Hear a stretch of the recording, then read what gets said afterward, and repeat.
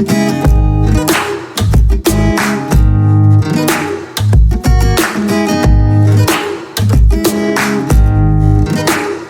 don't forget to subscribe to my YouTube channel and click the notification button para maging updated kayo sa mga bagong science video discussions na i-upload ko. Another thing, kapag nag-subscribe kayo sa YouTube channel ko, please use your personal Gmail account, not your DepEd QC account. Thank you! Hi class! Welcome to my YouTube channel. For this video, I'm going to show you the answers in your activity sheet about earthquake and faults. So let us now begin. Question number 1. What do you call the shaking or movement of the Earth's crust? The correct answer is earthquake. Number 2. What is a fault? The correct answer is break or fracture in the Earth's crust. Number 3. Which of the following is the possible effect of an earthquake?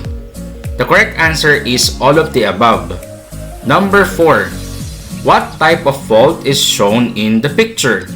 The correct answer is normal fault. Number 5. What type of stress in the rock is seen in the picture?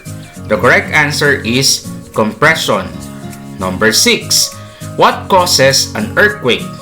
The correct answer is the stored energy is released, causing the rock to break and makes the energy travel to the Earth's surface. Number 7. Which of the following is true about the formation of an earthquake fault? The correct answer is it is formed when the rocks are compressed and stretched. Number 8. What type of stress in the rock is seen in the image below? The correct answer is shearing. Number 9. What type of fault is shown in the picture? The correct answer is reverse fault.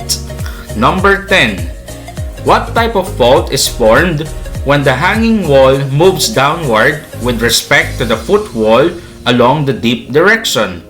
The correct answer is normal fault. Question number 11. How can you describe the movement of the rock body in the image below? The correct answer is left lateral strike slip fault. Question number 12. What do you call the edges of the two plates that meet? The correct answer is plate boundaries. Question number 13. Using the image below, what do you call those circular lines that radiate outwardly in all directions and reach the Earth's surface? The correct answer is seismic waves. Question number 14. What kind of strike slip fault is shown in the picture? The correct answer is right lateral strike slip fault. Question number 15. What do you call those pieces of large masses of the irregularly shaped slab of solid rock shown in the image below? The correct answer is tectonic plates. This ends this video. Congratulations if your score is 10 or above, and if your score is 9 or below, it means that we have to study or review our lesson in earthquake and faults. Thank you for listening.